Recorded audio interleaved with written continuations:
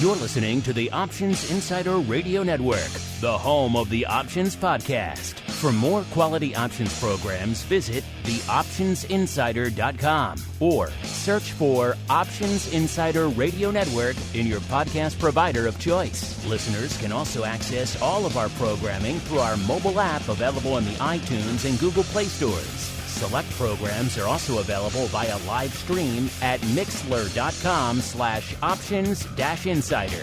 That's mixlr.com/options-insider. Don't forget to follow along with your favorite programs and submit your own questions for the hosts at twitter.com/options, stocktwits.com/options, facebook.com/theoptionsinsider, or via questions at theoptionsinsider.com.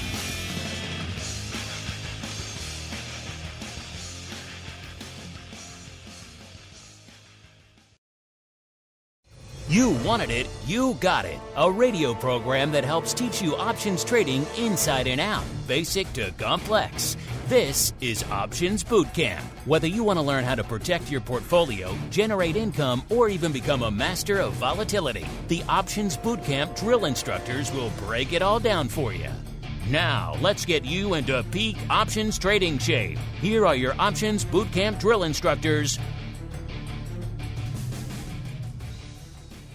All right, everybody. That music means once again, it is time. It is Education Wednesday. That means it's time once again for the premier options educational program. It is time for Options Bootcamp. My name, of course, Mark Longo from theoptionsinsider.com, as well as, of course, from the ever fascinating, at least we tend to think so, Options Insider Radio Network. Reminding all of you folks out there, listeners, if you like what you hear, do keep rating and reviewing wherever you get the program, your Apple Podcast, your Spotify's, your Google Podcast, your YouTube, wherever you get it, Audible, your smart speaker.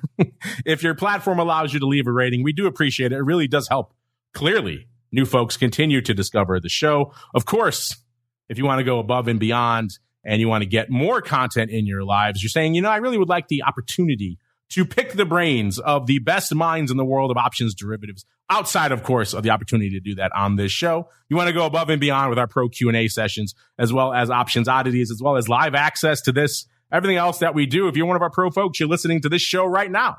No waiting for a week for you out there. So you pro folks get all the goodies, as well as, of course, awesome giveaways. We got the Pro Trading Crate. If you're active at all in the pro for the month of January, you are automatically entered to win the Pro Trading Crate, and they are pretty freaking cool, if I do say so myself.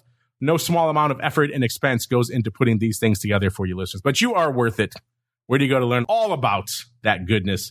Theoptionsinsider.com/pro is the place to go. And let's see who is joining us today.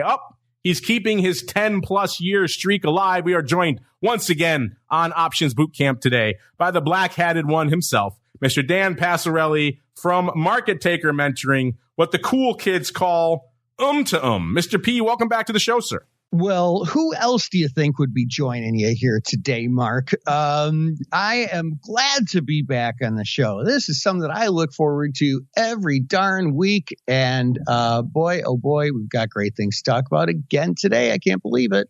Lots of good stuff. Before we do that, let's kick it off here with our reviewer this week. We got a 5-star review coming in from Charlie. Just Charlie. He keeps it simple. He says he's loving this show. Well, thank you, Charlie. We're loving your review, and everyone else takes the time out there to rate and review on your platform of choice. You folks are the real heroes as we keep on rolling right on into a little bit of the old mail call.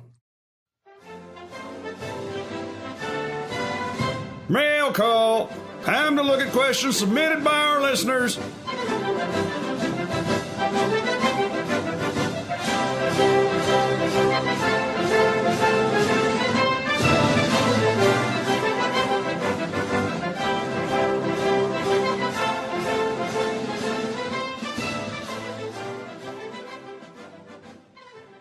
All right, everybody, welcome to the mail call, the portion of the show where you folks take the reins, your questions, your comments, your insights, your pearls of wisdom. I know you're all just waiting on the edge of your seat with bated breath for the moment everyone looks forward to every week. It's the Dan Passarelli question of the week. But before we get there, I'm going to leave you a little bit of a tease. I'm going to make him hang for a little bit because instead we're going to pay off first our question of the week from last week, because it was that time, listeners. It was that time of year, January. That's usually where we try to gauge your sentiment for the year, and we do so in the form of a poll. And this year we asked you kind of the same question we ask every year around this time.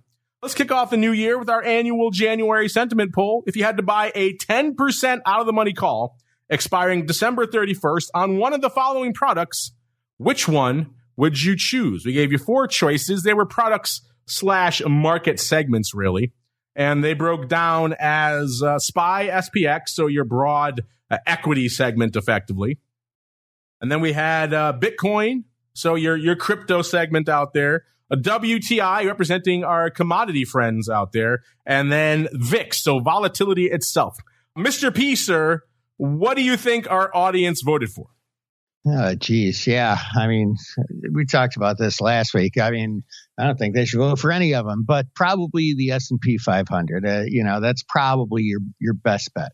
You're damning it with faint praise, sir, but that is what they chose. 43.3% choosing the SPX.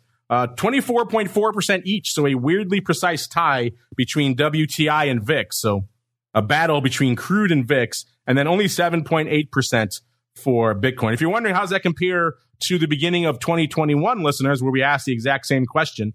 And back then, the SPX took 33.9%. So you folks are decidedly more bullish, at least percentage-wise right now.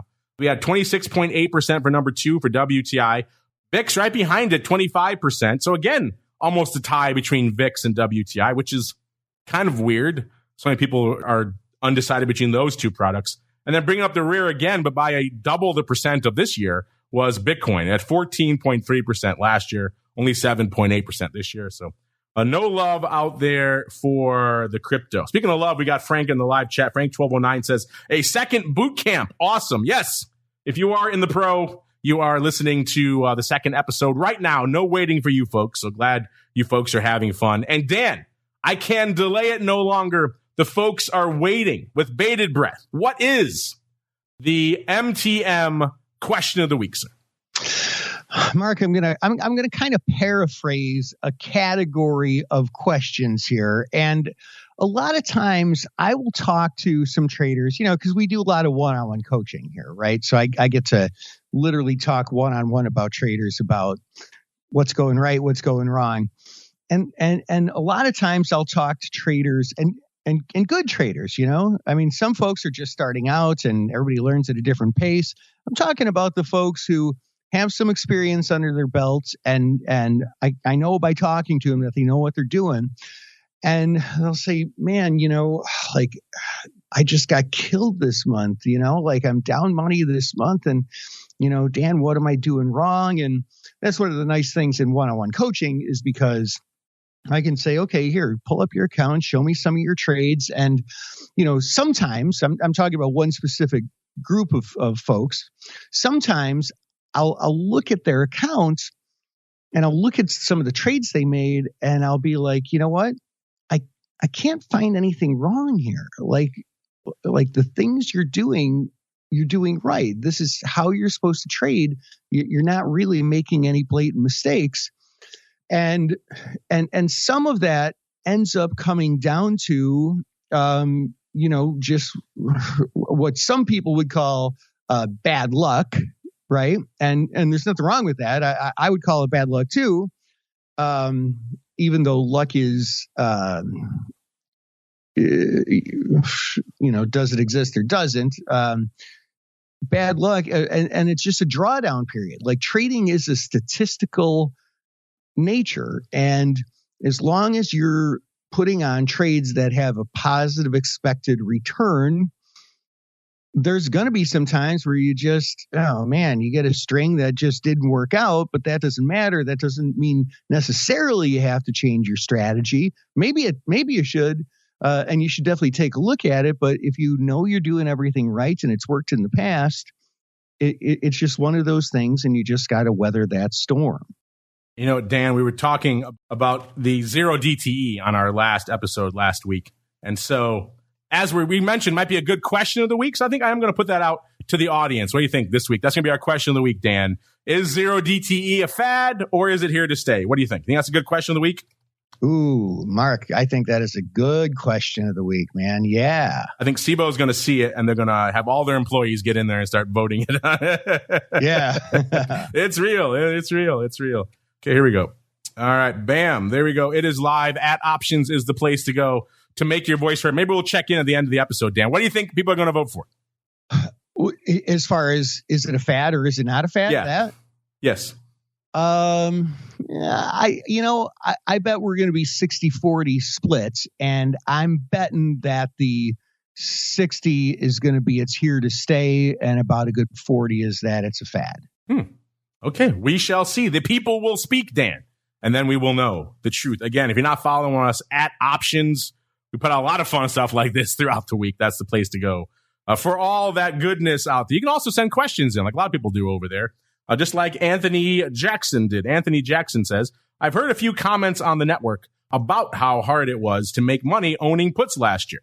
How is that possible when SPY was down 20%, the Qs were down 30%, and Tesla down 66%?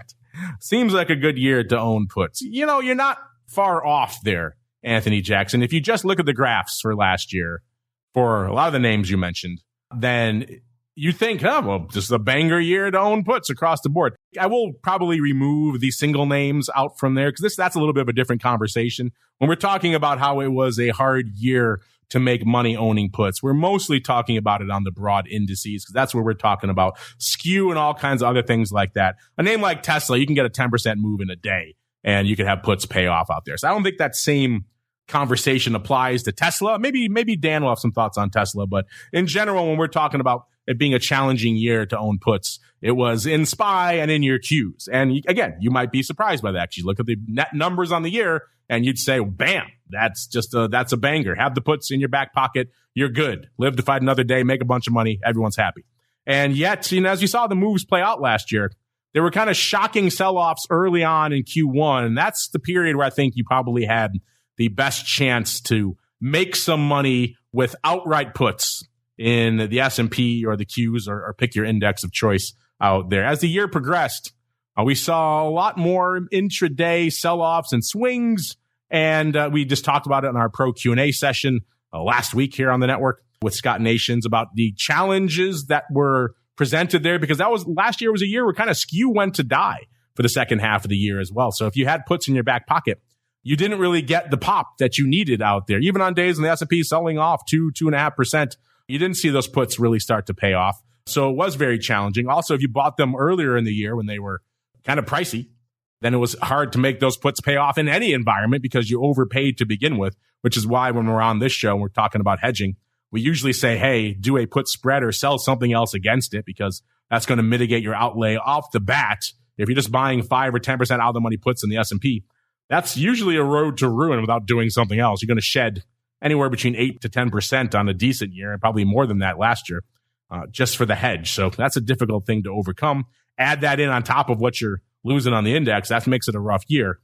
Doing something else, selling a put spread against it, selling a put, I should say, against the put you're buying. So buying a put spread, maybe legging into a collar, lots of things you could do to mitigate that outlay. That is certainly the first step to making it a little bit more bearable for buying those puts out there. But still, again, it was a very challenging year. Dan, do you echo this sentiment from Anthony Jackson? Do you agree that it was a rough year? Maybe Tesla aside, unless you want to speak to Tesla directly, then I suppose we can. But I'm talking more about the indexes here. How is it possible, he wants to know, that it was a hard year to make money owning puts when the S&P was down 20% and the Qs were down 30%? Well, I mean, every trader has a story, right? What was that phrase about New York that they used to say, like there's 1,000 stories in the naked city, or 1,000,000 or whatever the heck it was. Like every trader has a story, and if there were a few comments, I mean, those are isolated stories. One thing I will say in general is that most traders have a hobby. And what that hobby is buying puts at the bottom. Like if I had a nickel for every time somebody told me about how they lost money buying puts, I would, look at it and say, okay, where'd you buy puts? Show me on the graph. And it's like the absolute bottom, the capitulation point where everybody panics and pukes and buys puts. And, so, I mean, maybe someone was relating that story, hopefully, if it was a personality on the network, or because timing is everything. Timing is everything when it comes to trading, both on getting in and especially on getting out. But people love buying puts at the bottom. They do indeed. Let's just do a quick check-in here while we're talking on how our poll is playing out so far in the early going here, Mr. Dan. We've got, it's a tie. You were right. 50% each for It's a Fad and It's Here to Stay in the early voting. But again, it just went live, listener, so we'll come back to this one. Kind of a fun one out here. But yes, it was a challenging year out here, Anthony. We went into a little bit more detail on exactly how and why that is on our Pro Q&A. I encourage you to check that out. We've also talked about this at length on shows like Volatility Views and the Option Block out there. But in general, outside of that kind of one period there in Q1 of last year, it was very challenging. Look at the graphs, look at the charts. It was very challenging to make money with puts. And as Dan mentioned, people do tend to load up on puts at the, shall we say, least opportune moments. That's also a complicating factor as well. If you bought all your puts when the S&P was threatening 3,600, it's challenging to make money in that environment regardless. Let's go around here. The flip side of that is a lot of people woke up to the value of maybe selling some puts last year and getting some value out of those. So if you're one of those people, be curious to hear from you folks out there. If last year maybe convinced you that using some puts to get in at whatever it is, an index, a single name at a lower level is a way you've started to use to start nibbling at some of these names that have been beaten up. I'm curious. Hit us up.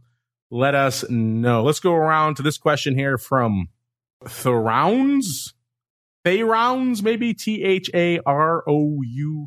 Tharounds. Okay. Well, Tharounds says, do you think last year would have been a down volume year without the explosion of 0 days to expiration SPX options? It certainly helped. We talked about the numbers last week. Let me see if I can go pull up that report again. Now, SIBO, again, they don't give specific numbers, which is why it makes it a little bit more challenging. They say ADV for SPX options with 0 days to expiry increased 83% throughout 2022 and comprised 43% of overall SPX volume. Now, and that was in December. Now, SPX is averaging 2.2 million contracts a day, somewhere in that ballpark. So you're closing in on half of that. So you're talking close to 1 million contracts a day in this zero DTE phenomenon. Now, then again, remember, these only really came online through the second half of last year. So it wasn't there through the entirety of last year. So even if they were doing 1 million extra contracts a day for, let's say, 6 months, and then, of course, you're only talking about a little over 100 million extra contracts out there. Still, that's a lot. Nothing to sneeze at. And it certainly helped contribute to the overall options market coming in at a record year of close to 10.5 billion contracts. You're right around 10.4 billion out there. So figure 100, maybe somewhere around 150 million of that was in just the extra zero DT that came online towards the second half of the year. Dan, you down with that, or do you think it was all zero DT that drove us to records this year? Well, I mean, looking at the volume, I mean, clearly it helped, and what a lot of people don't think about too is that whenever a new sub type of option, I don't really know what to say. It's not a new class. That would be a different stock, but like a new time period or new strikes or different, different underlying, if there's a corporate action or something, whenever things like that happen, it's not just the volume that trades in those, but it's the volume that trades in those and the arbitrageurs that are sort of holding stuff together, like you happen to see that the Wednesday volatility is lower than the Tuesday and Thursday volatility, and there's nothing going on this week. people are going to be trading butterflies and sell the Tuesday and Thursday vol and buy the 2 of the Wednesday vols. And so like it kind of snowballs a little bit, it's like an exponential increase in that subset of volume. So, I mean, it definitely contributed to the volume, but that said too, it was a great year. I mean, conceptually, it was a great year to be someone who has options in their tool belt, because you were able to use them for hedging. You were able to take advantage as a trader of the high volatility. I mean, it was a good year for trading options. That said, traditionally, a lot of people run for the hills when it's a good time to be trading options. Like the market stops going up and volatility gets high. It's perfect for option traders, but a lot of people stop trading then, which is, just more for us. So I don't know. It's hard to say. There's many factors there, but definitely 0DT did play some role. Yeah, looking here at the release they put out in April, and they announced the new 0DTE contracts. They said in the previous year, 2021, a total of about $250 million, 247 million SPX weeklies traded in total in 2021. So you're talking $250 million contracts in 2021. We don't have the numbers. Like I said, they didn't break out the numbers, which is a little weird for 2022 individual. I have to go dig and see if I could find those. But they do say that the ADV for 0-day SPX options increased 83%.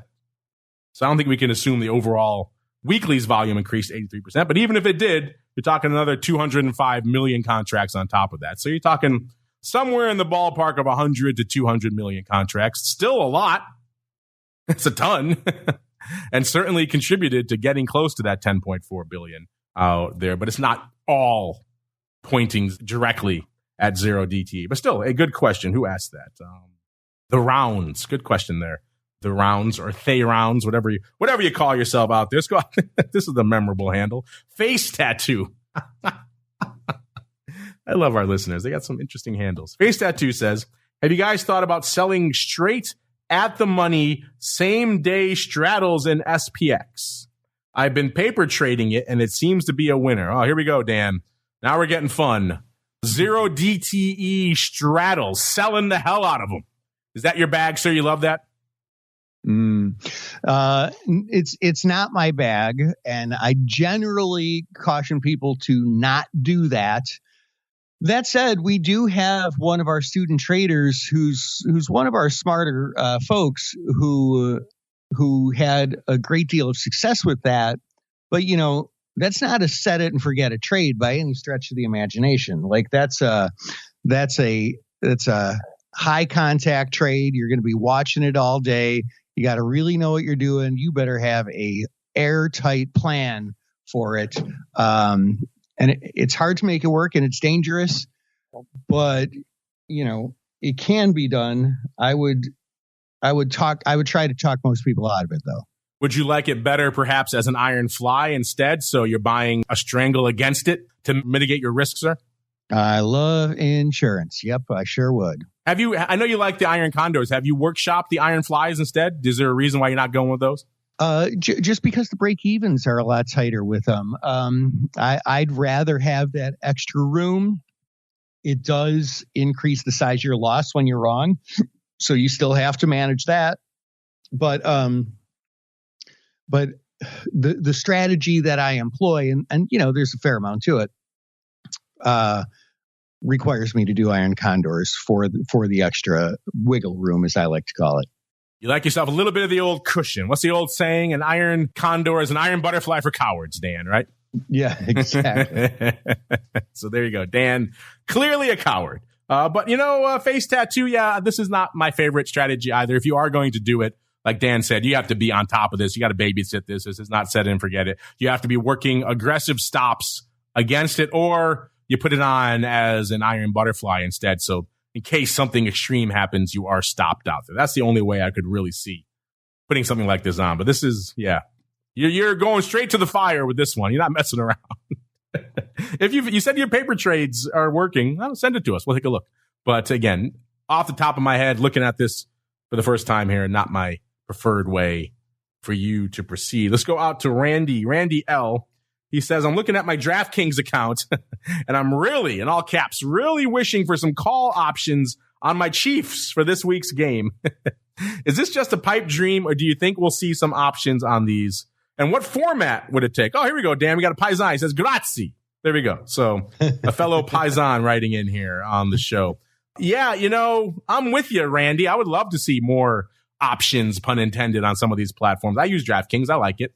But yeah, the options for quote unquote trading these things are very limited. You can trade the spreads. You can trade around. They have all kinds of interesting things. The problem with gambling or wagering in any form is it's kind of a one-size-fits-all bet. You put it on and either it works out or it doesn't. It's very much a binary type trade. Sometimes they offer you the option to cash out early and you could trade it in that sense a little bit and get some of the value for it. But usually you put it on and either it hits or it doesn't. So these are not really trading vehicles in the sense, even like you say, what format would the call options take? First off, I don't think we're going to see this anytime soon. Let me just put this out there. This has been floated. Many firms would love nothing better than to do this, DraftKings included.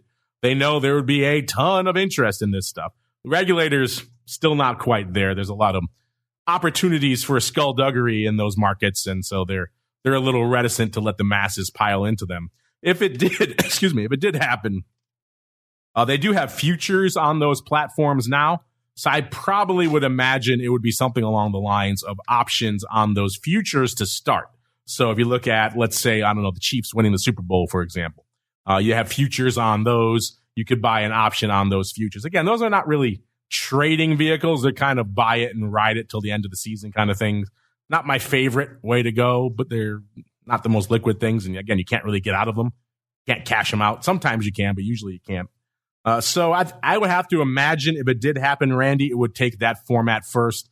Call options on, and maybe puts on the futures, and then it will expand from there. But you're talking down the road because the regulators still haven't come to grips with crypto. So they're nowhere near approving sports options. Dan, what are your thoughts here on calls on the Chiefs, sir? Well, I mean, I don't think we would ever see a traditional exchange. We're not going to see the SIBO or the CME group doing this. Is it possible for an organization like DraftKings or other? Yes and no. Mostly my answer is no, because it's established, right? Like with any industry, like look at Southwest, right?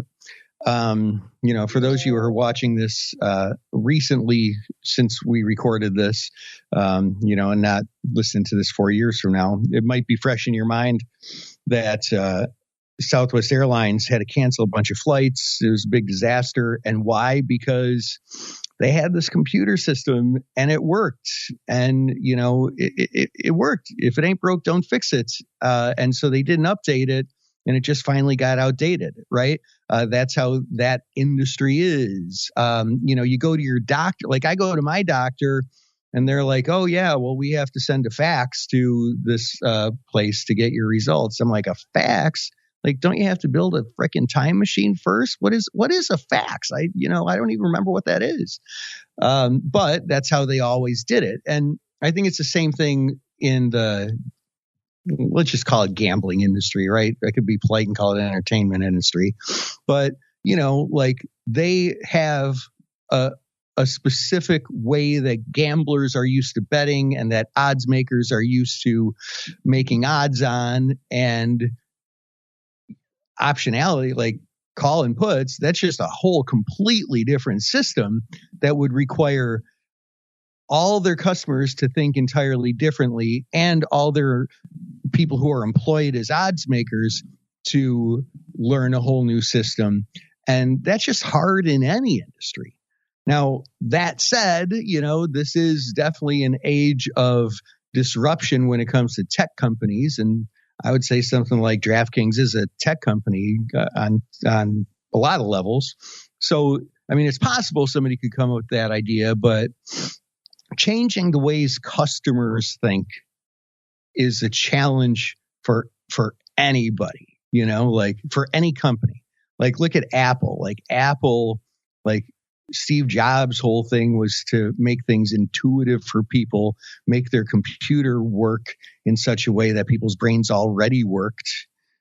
And that's why it caught on, and that's why people love their products.